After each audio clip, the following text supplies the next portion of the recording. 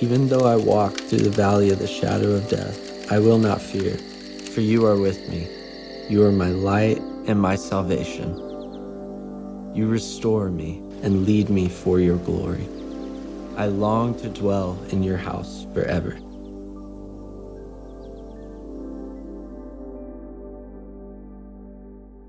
Good morning. I know it's raining and I know you guys are tired. We're gonna try that one more time because frankly, I've got 30 more minutes and that's an awful way to start. Let's go. Good morning. Yeah, see, now the wet feet are paying off, aren't they? Yeah. I'm Phil Sallee. I'm the pastor of discipleship and community, and God called me to Henderson Hills to help create a culture of discipleship. And I can't think of a better place to serve. I'm honored to serve you here. And so I want to start by saying thank you to Pastor John, our lead teaching pastor, and our elders for giving me the opportunity, the privilege, and honor of addressing you about Psalm 71. So turn in your Bibles to Psalm 71. While you're doing that, we're going to multitask here. How many by raise of hand would say that you've ever tried something and failed miserably? Go ahead. I see that hand. I see that hand. That's my Billy Graham. If you came in a bus, the bus will wait. We've all made mistakes, and we've all, even if they're accidental, we've just blown it.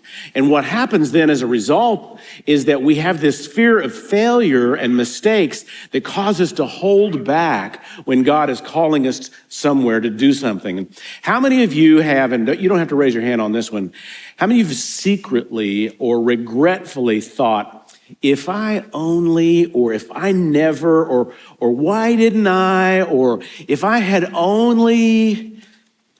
Well, I've got really good news for you today in Psalm 71. What if you could start and stay and finish strong? And that's exactly where this passage is taking us today. I want to start with a story. I'm going to only tell one story today, but it's going to come in 3 spots. It was February 2022, and an ice storm had just blown through North Dallas. In fact, it came all the way through, and you guys, many of you got the day off, if not the week off. And so I was sitting at home, and I was sitting in my recliner, and I had my pajamas on. I had a cup of coffee. I just finished my quiet time. I was thinking, man, I'm so sorry for this ice, but it sure is nice to have a day off. And then I hear this knock, knock, knock, knock on the drywall. And I immediately know what's happened. And best case scenario, I went to my wife and I said, hey, Carol, were you knocking on the drywall for some reason? She said no. And some of you don't know this, but my mother, she's 89 and she's had dementia, lived with us for the last 8 years. And it was her knocking on the wall. And when I heard her knocking on the wall, I knew that she had fallen and broken her hip. And so I went into her room, and sure enough, she was laying on the floor. And I said, Mom, what happened? She goes, I don't know. And I said, can you get up? And she goes, no, I can't get up. And so I had to call the ambulance. What pastors normally do is they network with one another and they get a good deal. And so we know which hospital we're going to, and we know how we're going to get there, a great big ambulance. I remember one of the ambulance guys falling down because it was icy, and they're trying to get my mom down. He falls down. We get into this thing, and we're driving down the North Dallas tollway, and at one point we kind of started sliding this way, and I was thinking, oh great, my mom's got a broken hip, we're on an icy road, I'm going to be in an accident on the North Dallas tollway. And that's what happens to us when we're in the middle of a storm. We begin to think in terms of worst case scenarios, and we forget that we have a God who's in charge.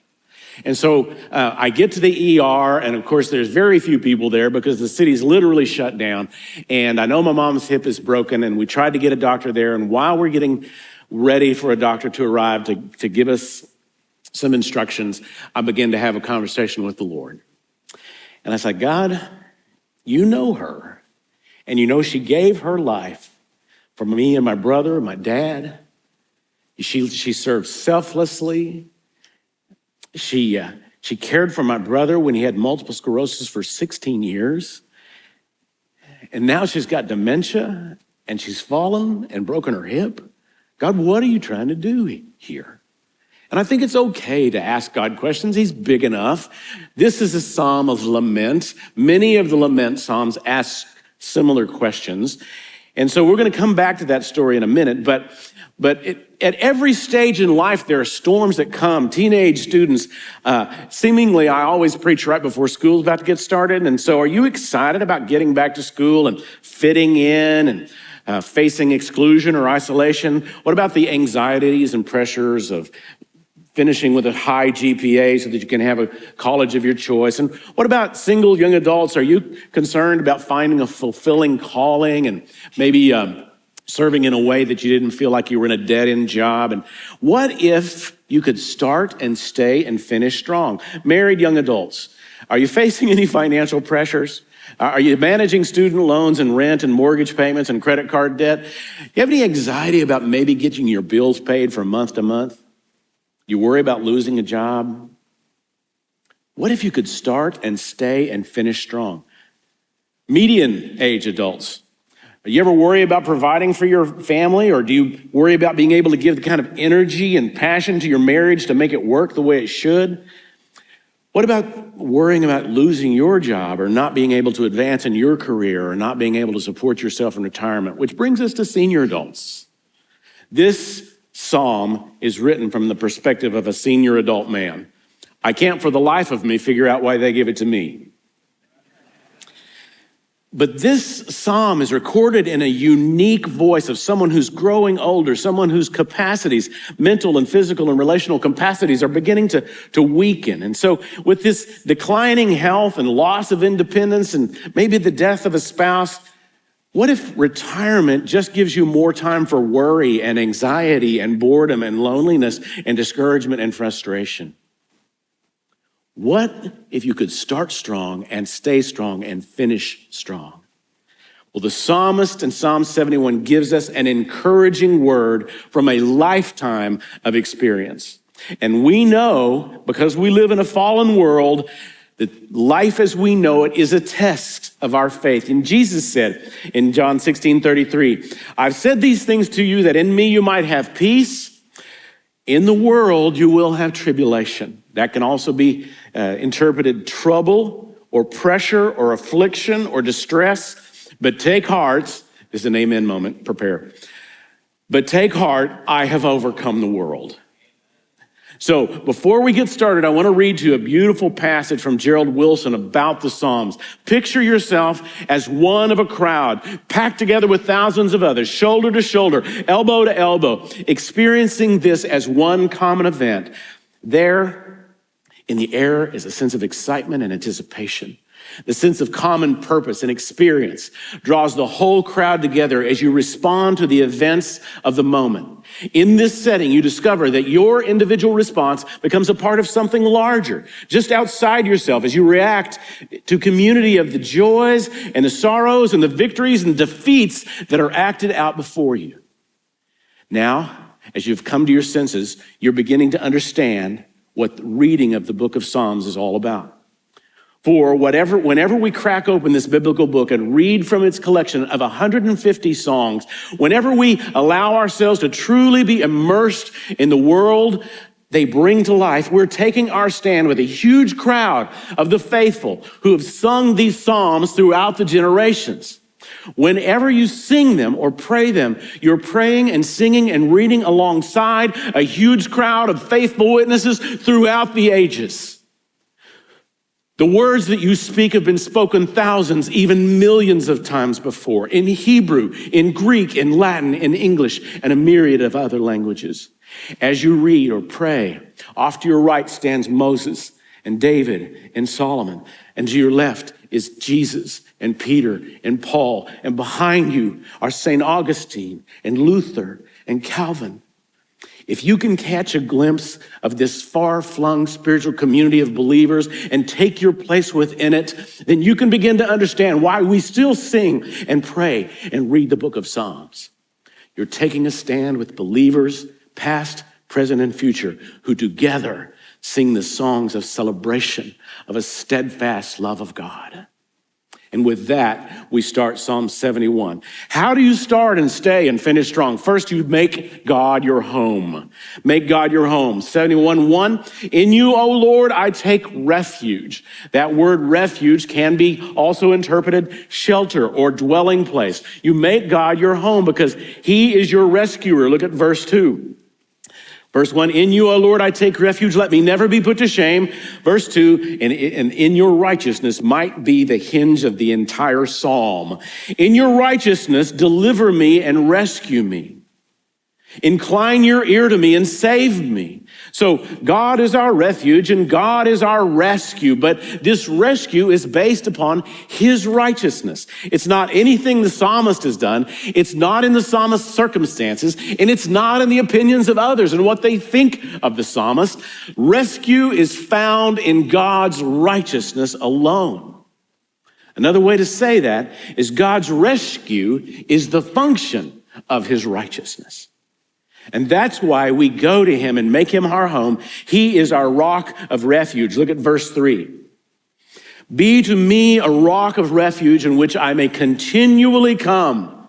You've given the command to save me, and you are my rock and my fortress. Rescue me, O my God, from the hand of the wicked, from the grasp of the unjust and the cruel man. See, God was the strong and permanent home for this psalmist's soul, a place where he could continually come and find safety and strength and protection, a storm shelter. That's what preaches in Oklahoma, by the way. Anytime he says, we used to say Frady hole, but then somehow it got uncool. I can't imagine. A strong storm shelter, a fortress, if you will. Make God your home. Number 2, make God your hope. Look at verses 5-8. If you want to start and stay and finish strong, make God your hope. For you, O Lord, are my hope, my trust. You have to believe that God is trustworthy. And number 2, you have to believe God is faithful. My trust, O Lord, from my youth. Upon you I've learned from before my birth. You who took me from my mother's womb, my praise is continually of you. And so he is faithful, and I can trust that. And there is where I put my hope. Look at verse 7. This is a stunning verse. For I have been as a portent to many, for you are my strong refuge. We have to explain that phrase as a portent. In the King James, it says a wonder. In the NASB, it says as a marvel. And what's happening here is because of the things that are happening in the psalmist's life, because of his weakening and his frailty, he's beginning to get a reputation as someone who can't be trusted as a leader any longer. I mean, he can't lead. He can't. At the end of your life, as you begin to suffer the effects of aging, then he's getting a reputation for his pain and suffering. And people were shocked at the troubles this old man was facing, so much so that they thought that perhaps God had abandoned him. But even in his old age, and guys, as I studied this just filled me with hope. Even in his old age, he still wanted to be an example of how to live. And he wasn't going to be defined by what people thought of him. And he understood that God was his strong refuge, his dwelling place, his shelter, his home. And so his strong refuge was a strong enough place to find safety. And that's why he would continually go back. My mouth, look at this in verse 8, my mouth is filled with your praise, with your glory all the day. Everybody say all the day, all the day. Now, the reason I'm asking you to do that, week, by the way, we're going to try it again. The reason I'm asking you is that in this verse, 3 times he goes back to that phrase, which reminds us that we have to continually go back all the day. All the day. So when I say how long, I want you to say all the day. How long? All the day. So that's what it means when he says, I've become a portent, is that people have seen me and they wonder, has God abandoned him?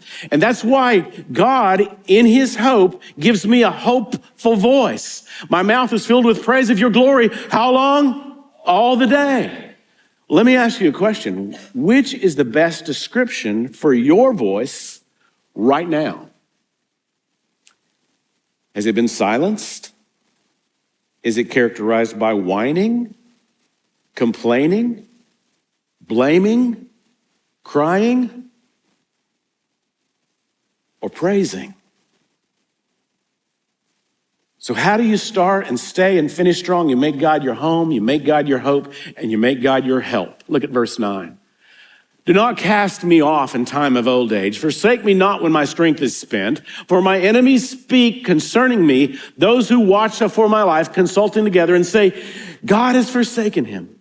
Pursue and seize him, for there is none to deliver him. There's two reasons to lose hope, but two even better reasons to seek help. And one is, God, don't forsake me. Remember, this is what Jesus said on the cross. He's thinking, I'm getting old. I'm being attacked by those who come around me. I need your help. But number two, God, don't be far away from me.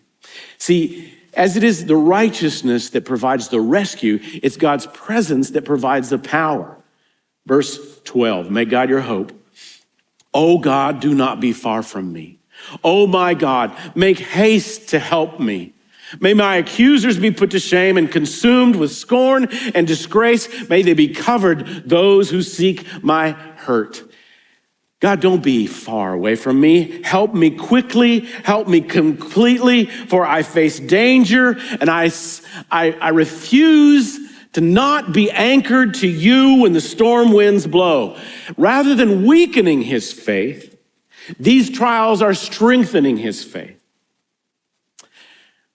So I'm sitting in the ER with my mom, and it's a horrible ice storm, and there's no doctors there. And while we're waiting for a doctor to come to evaluate the x-rays they've already taken, I have 8 hours in the ER with my mom.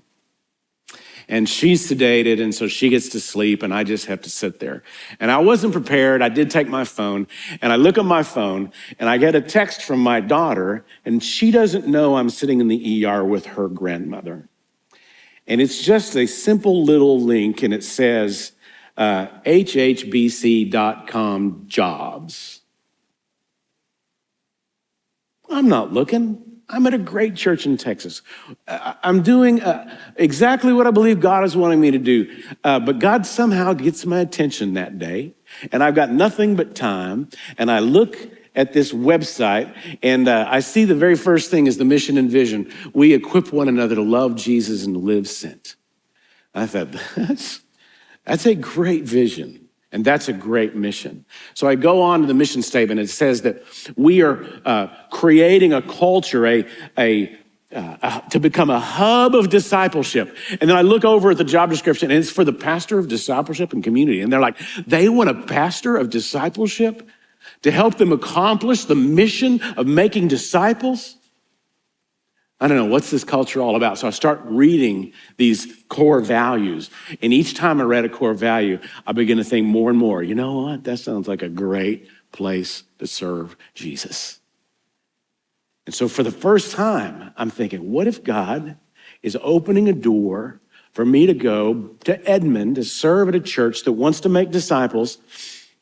It just happens to be a few miles away from my granddaughters. So, that's a part of the equation. I get to see my daughter. My son lives in Oklahoma City. It's going to be easier to be closer to them. How do you start and stay strong and finish strong? Well, number 4, you make God your hope. Now, some of you are thinking, oh, that's too bad. The old man forgot he's already said hope. As a matter of fact, when I submitted my notes, Pastor John said, hey, did you mean to say hope twice? Just so you know, he's looking out for you. But the text drives this. Let's read it in verse 14. But I will hope continually. Continually means that I got to go back for more hope. As the world is, I feel these storms blow. I feel the darkness come around. But I need you to know that continually and increasingly and emphatically, sometimes each day, each hour, each minute, each breath, and each thought, I have to come back again for hope. And this psalmist expresses this hope, this continual, this increasing, emphatic hope in a sovereign God that he can be trusted.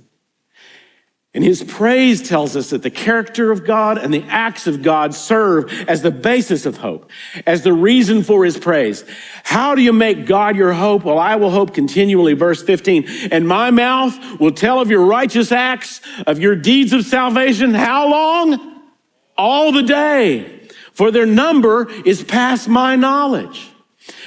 What I'm learning in my 60s, yes, it's true, teenagers, someone lives that long, that the longer you live, the more your trials, the more your praises must increase as well. That's how you make God your hope. Look at verse 16. There's 3 ways to do it, and one is by proclaiming him. With the mighty deeds of the Lord I will come, and I will remind them of your righteousness, yours alone, O God. From my youth you've taught me, and I still proclaim your wondrous deeds.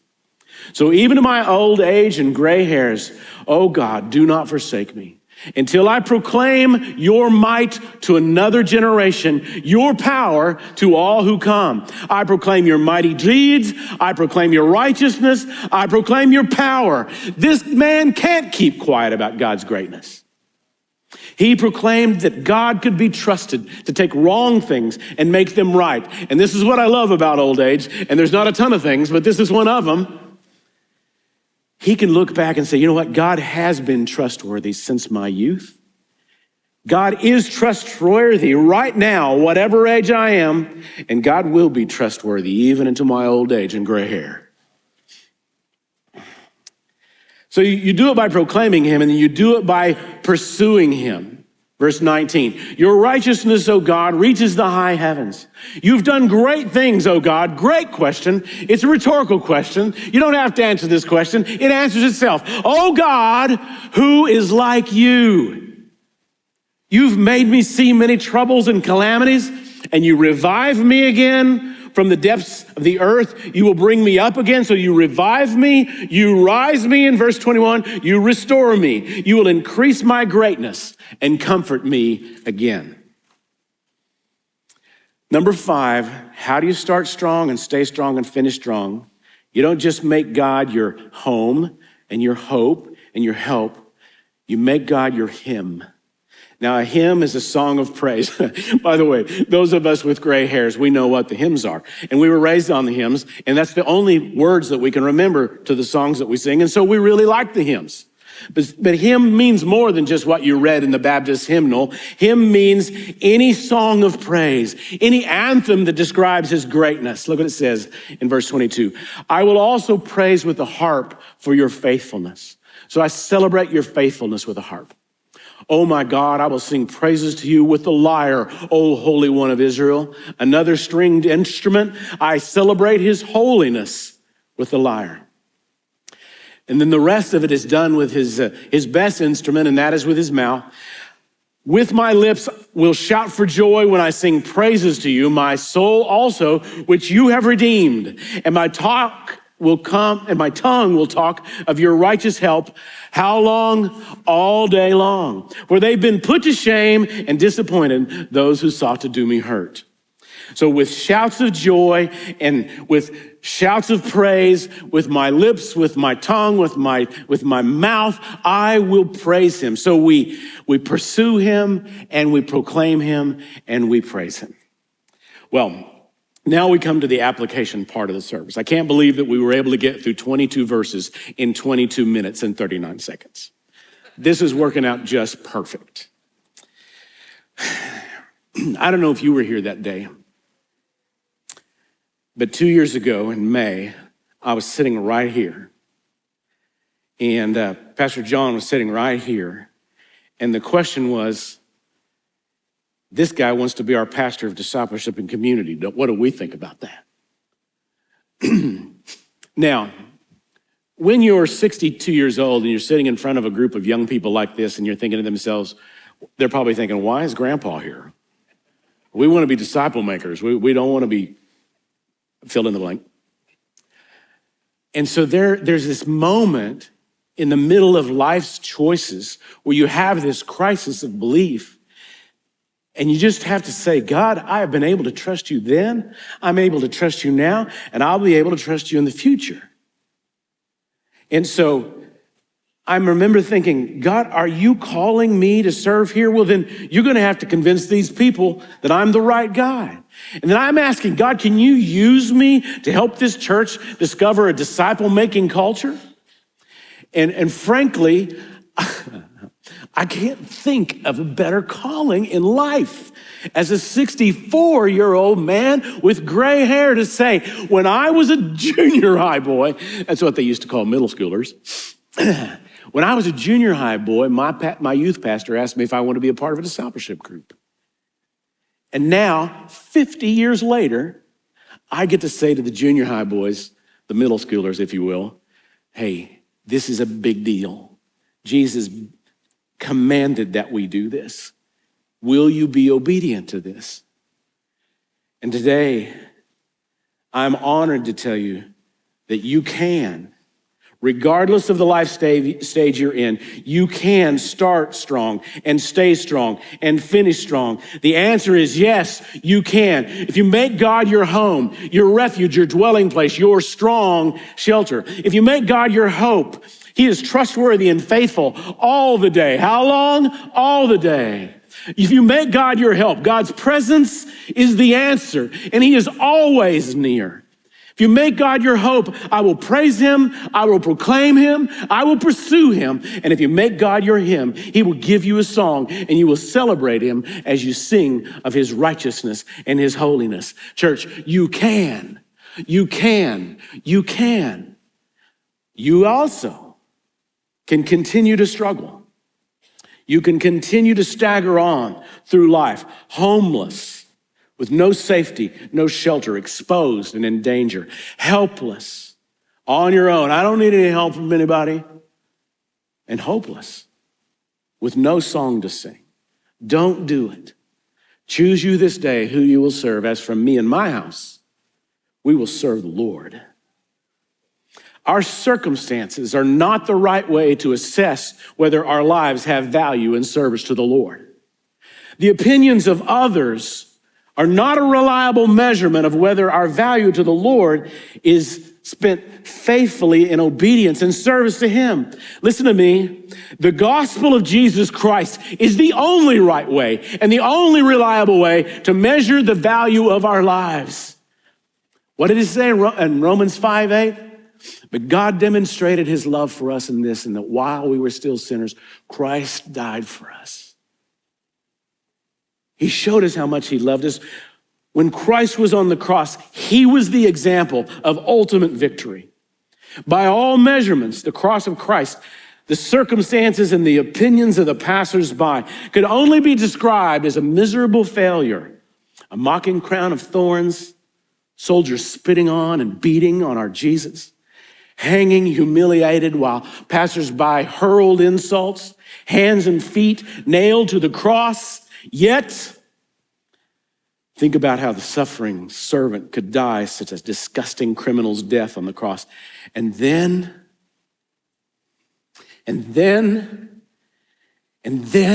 rise to become the conquering Messiah in the power of a resurrected life for all who believe. The gospel of Jesus Christ is the only way to measure our lives. At any stage in life, we need to follow God's evaluation of our lives and overcome the many lying voices that seek to keep us quiet. If I'd only, if I never, why didn't I? If I only had. These lying voices must be obliterated from our souls. And we must believe with the psalmist's confidence, in your righteousness, deliver me and rescue me. Be to me as a rock of refuge to which I may continually come. For you, O Lord, are my hope, my trust. My mouth is filled with your praise, with your glory. How long? All the day. Oh God, don't be far from me. I will hope continually, and I will praise you yet more and more, and I will remind them of your righteousness, yours alone, for you have done great things, O God. Who is like you? My lips will shout for joy when I sing praises to you. The gospel of Jesus Christ is the only right way to reliably measure the value of our lives. That fact, and that fact alone, is how you start strong and stay strong and finish strong.